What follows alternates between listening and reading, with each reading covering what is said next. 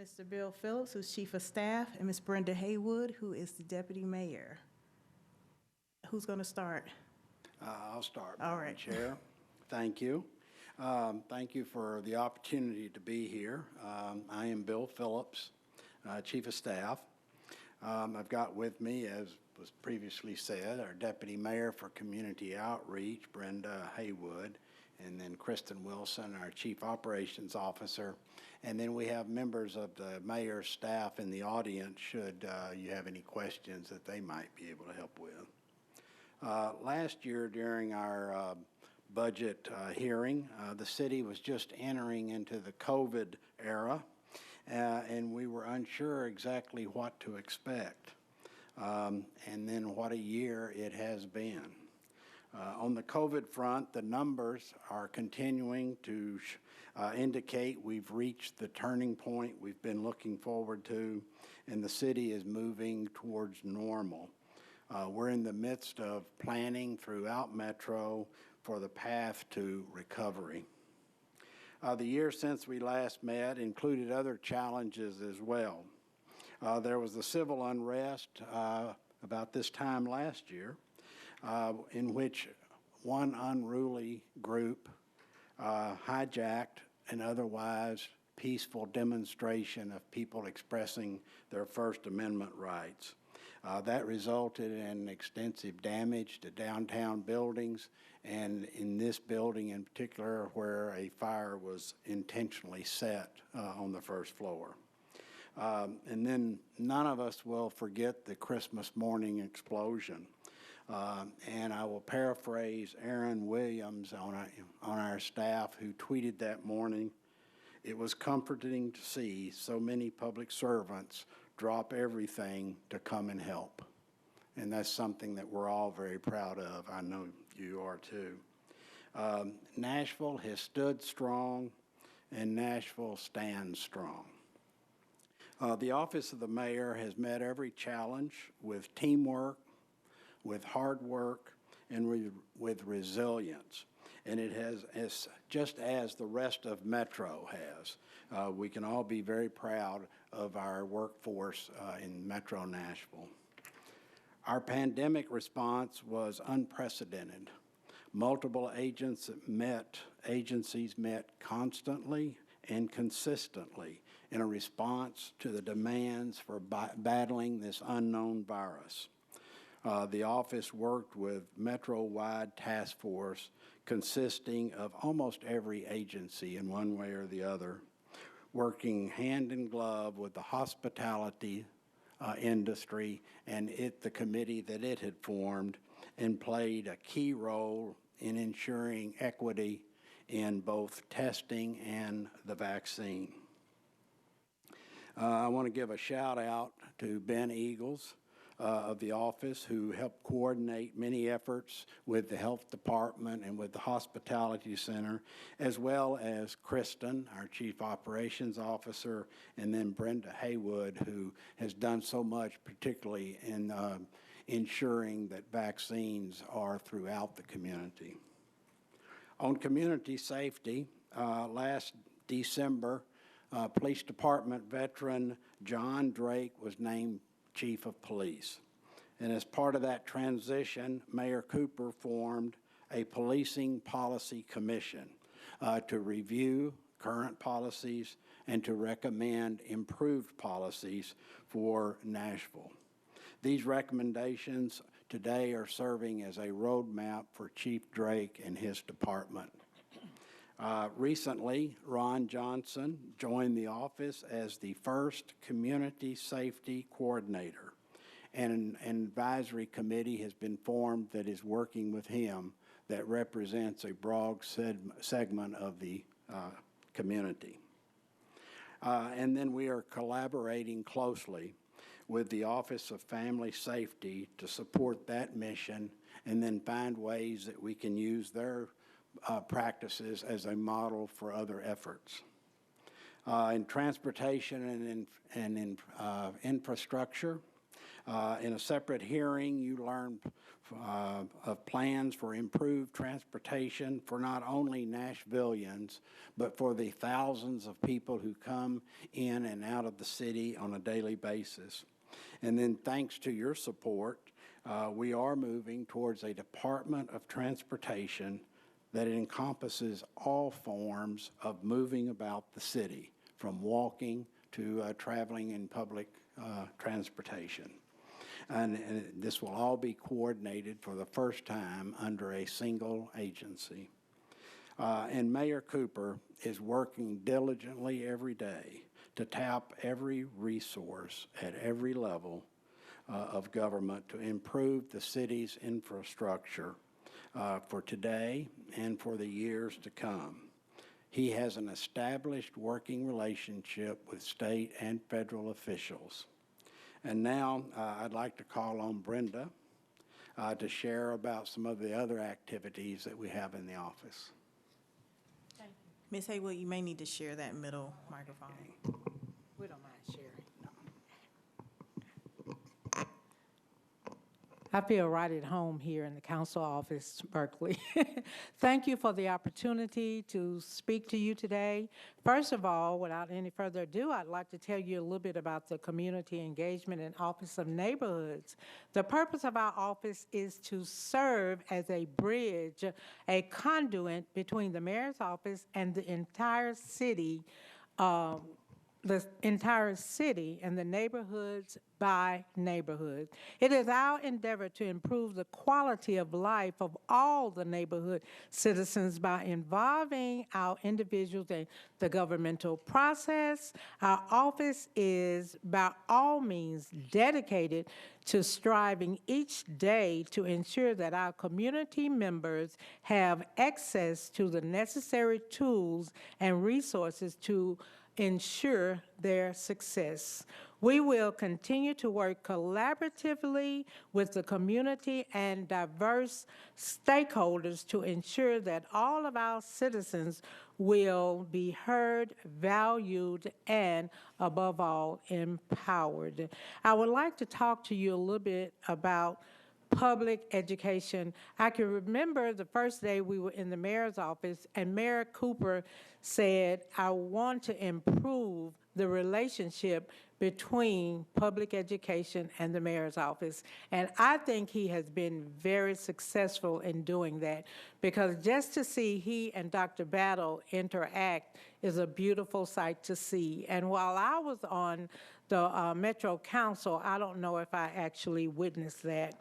I want you to know that we hired Robert Fisher as a senior advisor and as our public education facilitator. I want you to know that he's a bright and brilliant young man, that he is in charge of our education policies. I want you to know that $24 million in CARES Act was allocated to ensure that not only a few of the Metro students would have laptops, and not only would a few would have access to internet, but every child. The mayor wanted every child to have access to laptops and access to the internet. Also, as a historic ask, we want you to know that $191 million in Metro school dollars were put into our FY21 CSP, $191 million. Unheard of. We're very, very proud of that. Proposing to fully fund the school board's request for this coming fiscal year is also on the horizon. And there's also more talk with Dr. Battle about collaborating with other needs that Metro schools may have. The economic opportunity, we have hired Courtney Poe to lead the Mayor's Office of Economic and Community Development, positioning us to lead and duly support Nashville's economic rebound. We've created an affordable housing task force, and we're investing in their recommendations already. Very, very proud of the task force, very, very proud of their recommendations, and very, very proud of investing in those recommendations. We are also proposing to grow our administrative capacity to manage our growing focus and for this record high investment in this particular area in Nashville, Tennessee.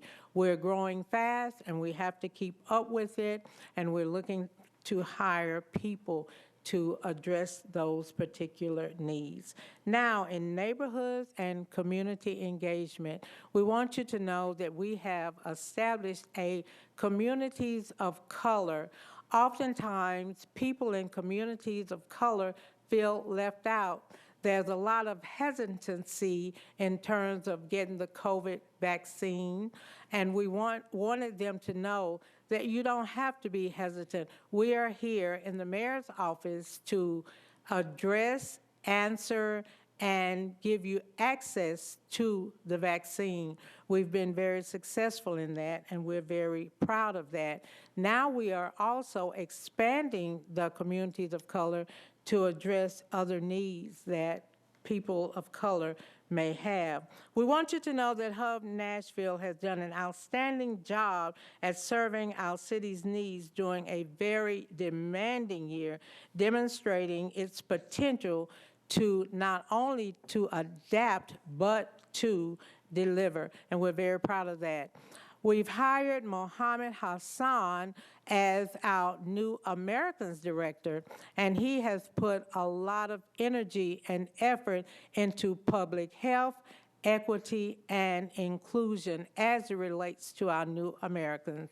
Our team is also working on My City Academy, helping Nashvillians understand our city and how to navigate the government here in Metro. And we're very excited about all the task forces and all the teams that Mayor Cooper has put in place. Now it is with great delight that I introduce you to Kristen Wilson. She's going to talk to you about effective and sustainable government. Kristen?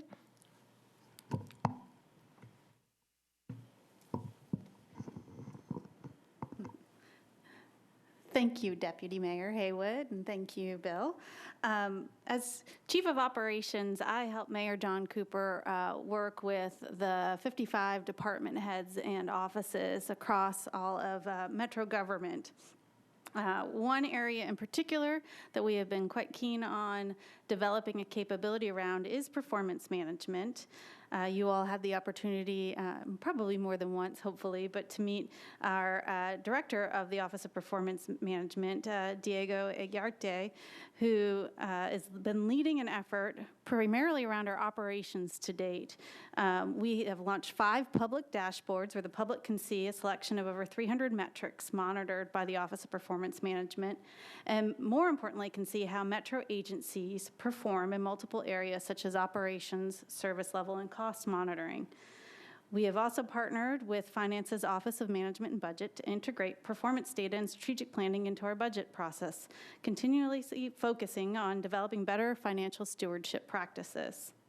We have one substantial request in this budget for the mayor's office, and I wanted to highlight that, and that is we're requesting a position to develop and monitor metrics specifically focused on our capital investments. So while we've been focused on operating to date, we believe that there's a need for us to make sure that our capital spending plan delivers on the expected returns on investment and impacts that we've all sought to establish when we approve and authorize when council approves and authorizes the funding for that. This capital performance manager will be a team member of the Office of Performance Management. Duties will include establishing and monitoring performance objectives and metrics for capital projects, including measuring on a regular basis project performance and status. Is it on time, on budget, and is it meeting its cost-benefit justification? The same role will work with procurement and departments on performance-based vendor management, where we have contractors involved in executing those projects. And finally, we're hoping to seek to create greater transparency for key stakeholders such as council and for the public on project performance. With that, we'll open it up for any questions.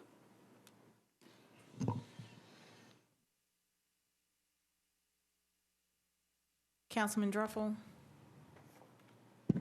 Yeah, thanks for all you do, and Brenda, your involvement in the community is pretty noticeable, so thank you very much. On the metric side, that was something that we had talked last year, and I'm really glad you're moving forward with that, because I think it'll give us confidence. So taxpayers had always asked, so how efficient are we, right? And this information is going to be fantastic. Have you started to benchmark against other metrics in other cities yet? And I know you're having to build some software and some work around it, but if not, when would that be? Thank you. That's a great question, Councilmember Druffel. I'll say, having experienced this now in a couple of cities, the concept of benchmarking at the highest level seems easy to pull off once you've gotten your own house in order and have metrics, but the reality is typically to really go deep on a topic, getting into that world of apples to apples comparison can be quite challenging. So the first areas we're looking at primarily are places where we have sort of strategic imperatives might be the way to think about it. Places where we are attempting to make sure we understand our efficiency and our opportunities. And you've seen some of that already, for example, in the transportation plan and the documents that came through in justifying the Department of Transportation. We attempted to provide for you, for example, lists of cities and key benchmarks against those cities, both in the ways they operate as well as the outcome and the results that they generate. And we'll look to continue to do further those types of assignments, but I'll tell you on an overall basis, we're going to be selective about where we engage on benchmarking in order to make sure that it's useful. At the end of the day, you have to do a lot of that work to scrub through and get to a good set of comparisons. Yeah, thank you for that. I would suggest there's a chance to find best practices when you start to do that. And I know it's not simple. When we had a chance to talk and we started looking at it, and we realized it's not apples to apples in every case. But I do believe over time, and at least in the business world that we live in, we were able to do that, and then you start to identify, oh, they can do sidewalks for this cost, and what are they doing differently? So I think there's a value as you are able to sort of modify that or get it into your own budget or your performance management team, but I suggest there's a really opportunity there. You're absolutely correct, and that is very consistent with our experience, Okay, too. thanks so much.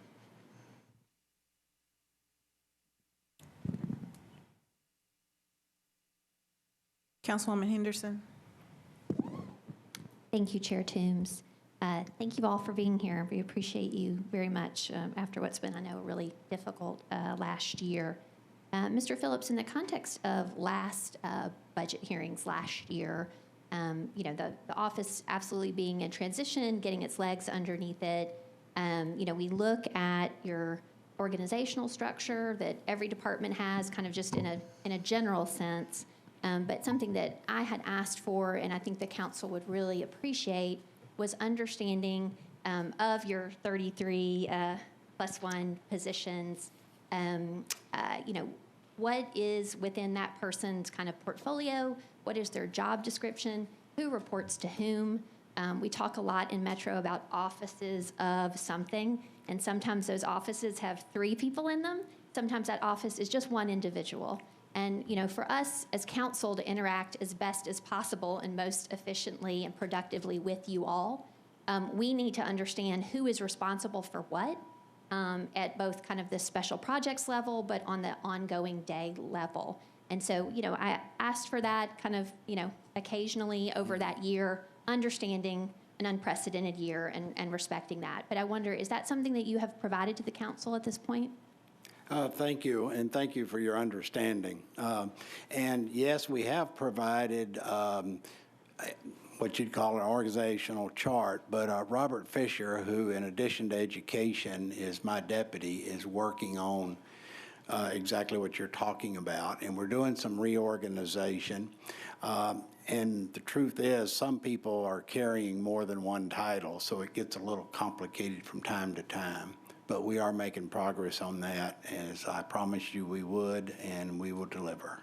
Okay, I appreciate that, but Yeah. can you please give this council a date certain? That's something I asked for last May, and so I just respectfully, it would be so helpful to this body to be able to work with you all if we understood that. So Mr. Fisher's working on that with an anticipated completion date of, I will say July 1 to give him a little extra time just in case, but we're near complete. okay, thank you so Thank you. much.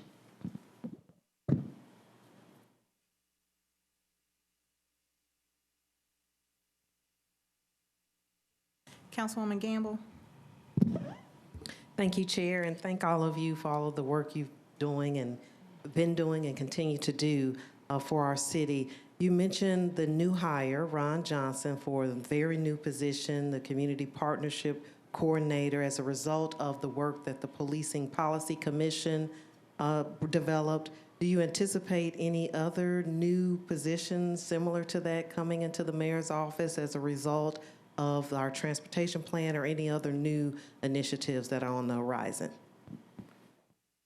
The task force that's working with Mr. Johnson will be looking at that. We're working closely with the police department, and within that organization, they have people that work in the area of violence prevention.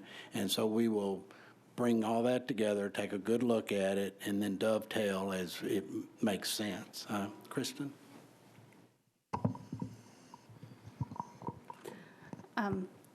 Councilmember, also thank you for your service and leadership on the commission and on many of these objectives. We've been very grateful to have your guidance and your public participation in all these safety efforts.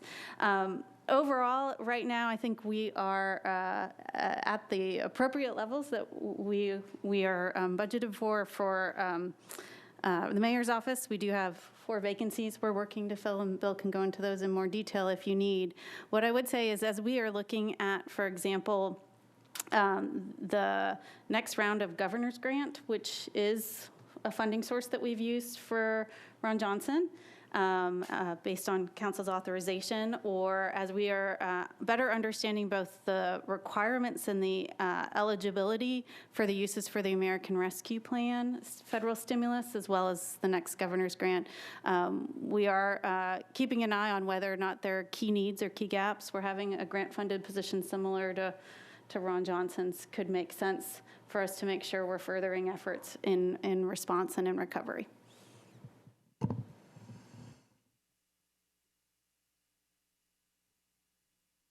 So, Mr. Phillips, I did have a question about the employees in the mayor's office, and Ms. Wilson kind of answered part of it when she said there were 4 vacancies. So does that mean that you have 29 people working in the mayor's office? Because you did mention some folks have multiple titles. We have right now we have the 4 vacancies which we are recruiting to fill. And have some applicants active that we're going.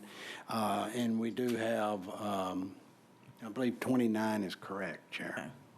And what are those 4 vacancies? We have one in economic development. Mr. Pogue is now putting together a plan for economic development. And so I won't give it a title, but it is an open position that will fall under his purview. Then we have communications director. Then a liaison with the state government / legislature, and then scheduler for the mayor's calendar.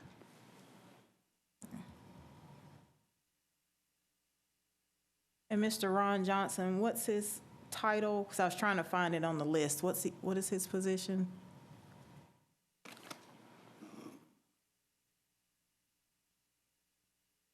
Community Safety Coordinator, and that's funded by a grant. Okay, okay.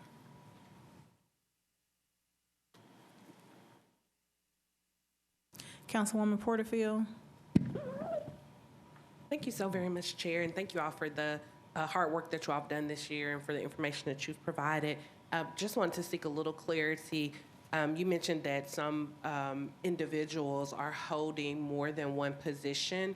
Are they compensated for the additional work that they're doing? Is the first part to the question.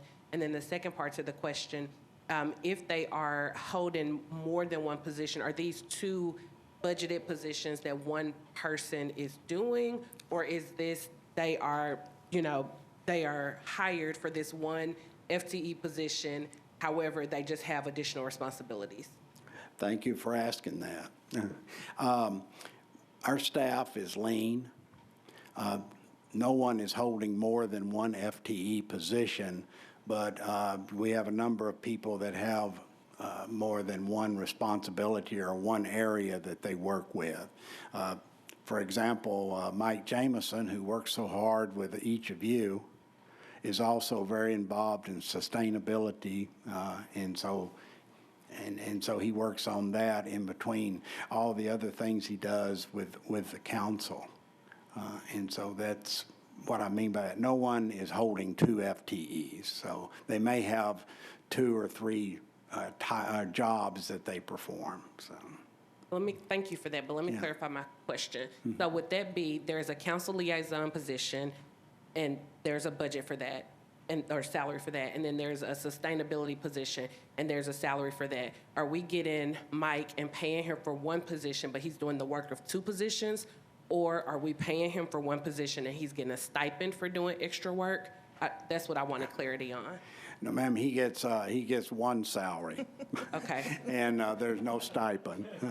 I'm sure he would like one. Now, we do have another person that also works on sustainability with Mike. And then, we have John Bunton for a while was doing both education and public safety, as well as some health liaison. We now have someone from the health department that has been loaned to us to work with us on health issues. So that is, we only pay a portion of her salary, and the health department is paying part of her salary. So we rob Peter to pay Paul to keep the cost down. But if you look at other cities our size, you'll often find the mayor's office has more staff than what we currently have. We discussed the possibility of asking for more this year and decided the prudent thing was to go first with the operational performance and management position so that we're better knowledge of what we need next year. So thank you. Thank you for clarifying that. I think that's important for 2 reasons. One, I think the city should know and people should know that we are getting an excellent value because people are doing more than one job, but they're being paid for one job. And I also think that that's important to know when people, have the perception that we didn't lay anyone off during COVID and having an abundance of positions. I think that it's important for people to know that many of our departments and agencies are working with a bare bones skeleton crew that are all taking on more than one job. So thank you for clearing that up. Well, and if I may, Madam Chair, another good example, I think, of how we are flexible in what we're doing. Ben Eagles is our policy director. He does research on a variety of topics, but when COVID became so dominant, he became our primary person on the relationship with the health department and the other agencies, and is quite knowledgeable now on COVID and other health policies. But he did not receive any additional compensation, nor did we bring anyone additional in. Mr. Phillips, you talked about the new capital performance manager position. There's also 3 other performance managers. Can you talk about what those folks do? I'll allow Kristen to do that. So we've divided up the 55 departments and offices that I said we manage the performance metrics for, and each of those individuals carries a portfolio of those. So they work with the departments and offices to define the metrics. to collect the data, to put together the visualizations. You'll see we're seeking also to upgrade our platform to Tableau as one of our budget line items for $900 a year annual license. And they do a pretty good job carrying all of that and starting it up at the same time. Over time, as that becomes furthered into a steady state, we're looking at using them to actually identify some of the performance patterns and challenges that departments might be experiencing, and to engage as project managers in helping the departments in finding resolutions to those performance needs.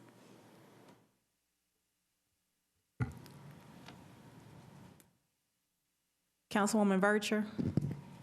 Thank you so much, Madam Chair, for the recognition. And let me say, you're doing a fantastic job in your budget hearings. Thank you, Deputy. Thank you, Kristen. What's this, Bill? I'm sorry. Thank you, Bill, for being here as well. I'll be brief. As it relates to these positions and just the size of the administration, historically, there's been a balance between administrations and the council as it related to personnel, keeping that office lean. For the liaison for the state legislature, how do we justify that position when we're paying a lobbying firm? So essentially, we're already paying that collaboration, that liaison with our lobbying firm. And if we're going to hire an additional person for that, is essentially we have a lobbying firm that has access and resources to lobby on our behalf at the state legislature. And, you know, depending on who you ask, the argument can be made that there can be some savings as it relates to that. So I don't know if the better trade-off would be, excuse me, Madam Chair, the better trade-off would be to somehow renegotiate those terms of that lobbying contract and hire this person as it relates to that, if that person is going to be full-time, and prorate the services for our particular lobbying firm. That's my first question. I know I went all the way around the world to get there, Bill, but I'm there now. Also, the capital performance manager. And we have fantastic directors. Are we suggesting or implying that they can't identify what their performance problems are and articulate those to us now so that we can resolve issues now? We're always, it seems like we're in this constant cycle of collecting data and collecting data and collecting data, and government doesn't move fast. Whether you're trying to get a sidewalk or a bike lane, I would make the argument that we already know where we're lacking as it relates to performance problems, because that's one of the charges of department heads. And when you interact with them enough, they can convey, and they do, where they have performance problems at, i.e. Trash collection, i.e. sidewalks, i.e. bike lanes. So for us, just for the general public, with this property tax increase, what do we say to them? That essentially we are expanding the scope of government, initially for this phase, to collect data. Because at this juncture, that's what we're doing. Our taxpayers aren't going to see the return on that because we're just collecting data. That's one question in that space. And then my second question in this same space: how much of a burden is this for department heads? Because we already receive multiple scorecards from department heads, multiple reports from department heads that already includes performance indicators if you read the reports, i.e. social services, Metro Arts, Office of Family Services. So again, I just need to know for my constituents and the people that elect me to make sure that we get stuff done in the district, what does this yield to them, not 5 years from now, but in this budgetary cycle? Thank you, Madam Chair. Okay, let me, if you, okay, I will address your question about the lobby and the state relations, and then Kristen can address the OPM position. The contract for a lobbyist, for a contract lobbyist, does come to a conclusion within the next 30 days. We are evaluating how we want to approach that for the next session that begins in January. Each year, there are several hundred bills introduced by state legislators that directly impact local government.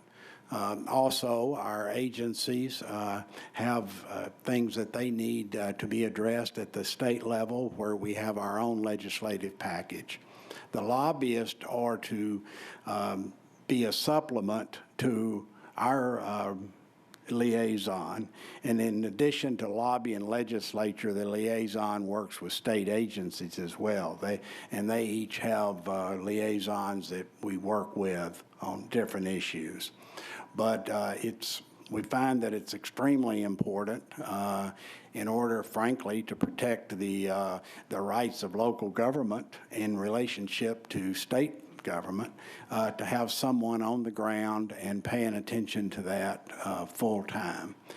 This past session, we did not have that person, and it did cause us to have to scramble. And frankly, I think we might have had a little better results in the session if we had had someone on the ground this time. So, Kristen? How do we balance? How do we balance when we hire lobbyists to ensure that they are actually advocating for our interests on the Hill? Because what's happening in practice is our own lobbyist is lobbying against our interests here as a city. Example, the charter bill. I'm sorry, the which bill? As it related to charter schools.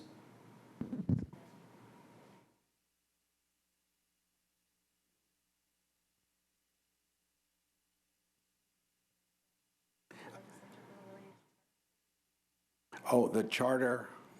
I'm sorry. Okay. I will have to check into that.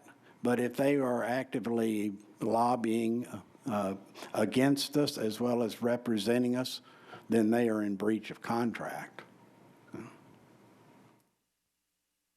And the current lobbyists, they assign one individual full time to just metro legislation.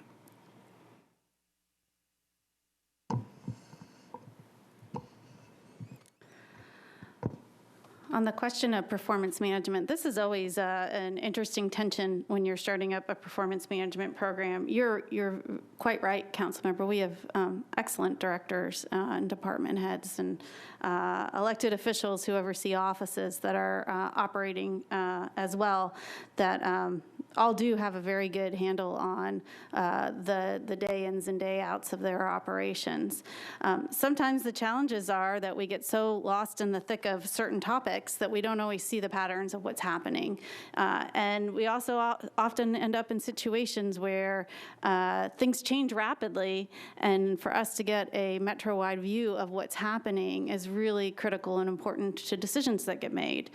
This past year, we used the fledgling program that we put in place. And again, it stood up probably faster than I even expected to from past experience. But we used that program to do things like monitor how work was occurring when we were working remotely. Were we productive or not? Did we have our departments delivering and responding to demand sources? When we had to make decisions ultimately about non-essential spending freezes, and also hiring freezes, looking at the demand metrics that were coming into departments and understanding across them where we were seeing the most significant amount of demand occurring, and then bringing that into discussions with those department heads about whether or not they really needed to make that hire in that moment or not based on what we were seeing in demand. In a few cases, we had to reallocate resources. We had departments that were engaged in supporting the public health effort across the board, whether it was reclassifying employees and engaging them. A great example is maybe more recently, a few months ago, the hub in doing vaccine signups was struggling with the volume that was coming. We had temporary individuals helping us with our phone calls, and we were deciding whether or not we needed to expend further resources, bring in additional temporary resources, and also reclass some of the support that we had for the hub. And looking at the data that we had, we realized we had some resourcing available over in the sheriff's department. And so we utilized those resources. Sheriff Hall was very accommodating and let us use those resources to come over and answer phone calls and help with vaccine signups. And it was a much faster turnaround when we needed it in the moment than we would have had otherwise. So there's ways that, and again, this is an extraordinary year. I'm not expecting every year for us to need that kind of information at our fingertips, but that was a way we used it this year. As we move forward, absolutely, as we look at patterns and trends and changes that occur, like I said, I'm hoping those resources then become available as I've utilized them in past municipal experience to actually help with problem solving. Sometimes for us to actually get to the root cause of what's going on with our sidewalk performance costs, for example, you've got to bring in some project management and a little bit of additional skill set to just go track down those numbers, do the benchmarking work that Councilmember Druffel was talking about earlier, and get to some best practices that we can apply or understand. And so that will be utilized in that way. For the capital performance manager right now, we don't have a level of visibility and transparency across the government into the performance of our projects. And we, again, we'll lend this as a question to you all. It's a proposal.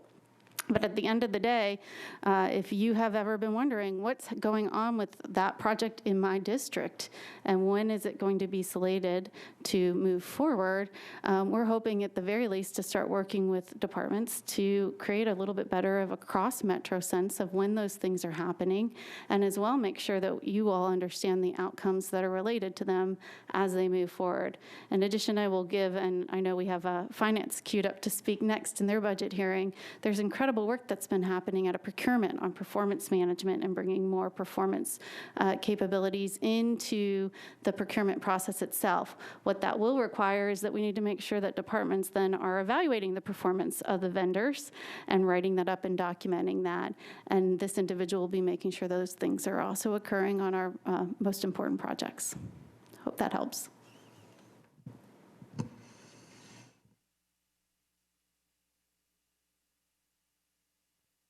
Councilwoman Henderson. Thank you, Chair Toombs. I do appreciate the point person or the state legislative liaison, because as I think it varies from year to year, but we have the second most preemptive state legislature in the United States of America, and very often their preemptive legislation is targeted at this body. And so, whether they're trying to preempt our sidewalk regulations or whatever it is, I'm often very mindful of feeling like we as a body have done a whole lot of work for many years to deliver very comprehensive legislation, and that, it's an anxiety producer to me that, like, I have to have in the back of my mind what's being done. So I think Council Lady Vircher alluded to, though, a little bit of a disconnect, I think, in past administrations, like who's working for whom, right? And so if the contracted lobbyist is through the mayor's office, understandably, not saying it shouldn't be, but that if we are the legislative body and what's being preempted is legislative, that, that communication is important. And relatedly, Kristen, I think for, performance management and those folks who are going to have kind of a portfolio or be aligned with particular departments, also in concert with what Council Lady Vircher is saying, the committees of the council, right, are legislative committees, but also have an oversight role, which we have not done particularly well as a body, because we kind of roll over our committee chairs, we're all term limited, just developing that kind of institutional memory of what are strategic or performance problems internal to departments and how to effectuate improvement. Is that a legislative improvement? Is an internal policy improvement? And so often then you have council members who have a particular policy interest that are trying to effectuate that, and that can be difficult based on, all the work that kind of is on our shoulders as a supposed part-time body. So I would just ask you, in the same spirit of my initial comment about what is the org chart, who does what is in each person's portfolio, so that we can work better together. That's going to be important as you roll out that and kind of expand that performance management function, that there is a dialogue back and forth with the aligned or associated committees, right? And then that informs, what the policy proposals are of the mayor's office versus what the proposals are of the council and how those work together. So, I support you all building this out, but I would ask as well that we kind of keep up that communication, because, I remember a very early kind of look at what the performance metrics were going to be particular to each department, and maybe an opportunity to kind of chime in on what those were. But then I sort of lost the through line on that, and remember thinking, for some of the committees on which I serve, the choices of what the performance metrics for those departments were, I was kind of like, wait, what, or why? Or maybe I would have, and there may be a good reason why this was chosen or that wasn't chosen. And I understand, again, we've had an unusual last year. But I would just ask, since we're, y'all are operating lean, we likewise at the council are operating lean. Our committees don't necessarily have staff support, et cetera, but, we all ran for office to deliver, good policy. And so I feel like,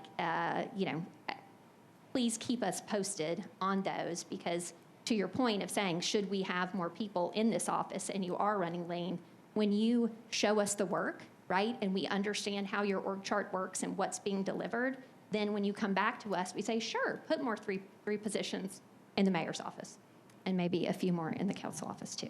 Okay, thank you. There's not really a question in there. I guess I'm just making a statement. Thank you. Thank you, Councilwoman. We are at time. I am scanning the room for last-minute hands for questions. Seeing none, thank you so much, Mr. Phillips, Ms. Wilson, and Ms. Haywood. Next up, we have Finance. We'll give them a couple minutes to get settled at the front.